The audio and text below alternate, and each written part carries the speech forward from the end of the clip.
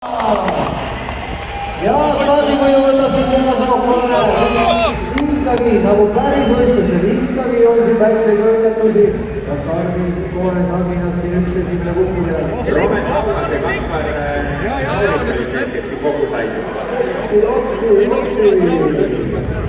Ma pööran tähelepanu sinna finišihüppele. Julgemad poisid panevad seal ikkagi oma rattad. No mõned sentimeetrid, kuid siiski maast õhku. Tehke hääd! Ja Lukas Rauk Juniors. Jällegi kukkumine, ei ole hullu. Ratas püsti ja minevad. Selleks on mingi kohtunikud teil abikakki poisid. Hoia peal!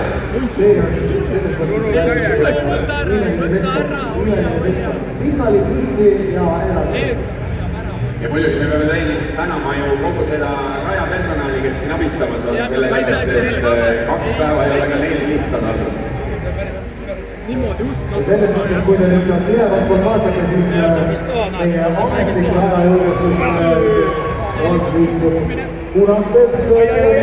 Kuule, Rauk ja Kesa hakkavad nüüd alles panema. 3 ringi on minna. 3 ringi on minna. Kus siis isad ja emad võivad raja ennast abistada, just sellepärast, Ma siiski pööraks tähelepanu ühele perekonnale, kelle isa ei võtnud endale kollast tõesti. Näe, Ardo Kaurid rahulikult seal, trepi peal, ei lähe kuskile jooksma. Kaspar Kukut tõused ise püsti. Rappas juba hakkavad tõusma, näedsin, et viimised on päris korralik. Aga hetkeseisuga siis meil on Lukas Rauk, Kevin Kesa ja Remi Lomp. Kas on täpselt sama esikolmik välja võtnud see, et Lukas on praegu hetkel juhtinud? Sama poisid on teisi selle korras kui eile. Nii et...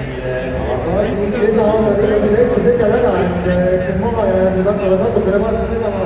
Aga nad on nüüd kohe minemas viimasele ringile. Hoia pea. Ja viimane ring ka, saate nüüd koomale üle. Kas saab, keda katsu veel saa olla?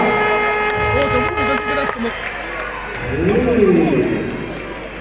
Nüüd on veel mõned kurvid, aga kes nüüd julgeb nendest lainetes niimoodi läbi minna ja hoida lõpuni ja võtta see võit ära, sai poole teie ja sai viis.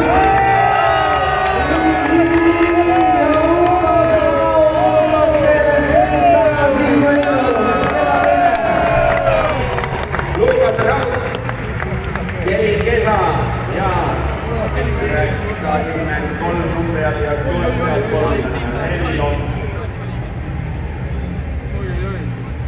Nii et isad, tulge võtke siin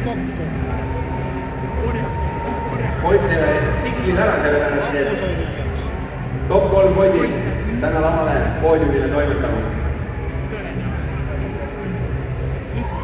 Noh, kallis publik!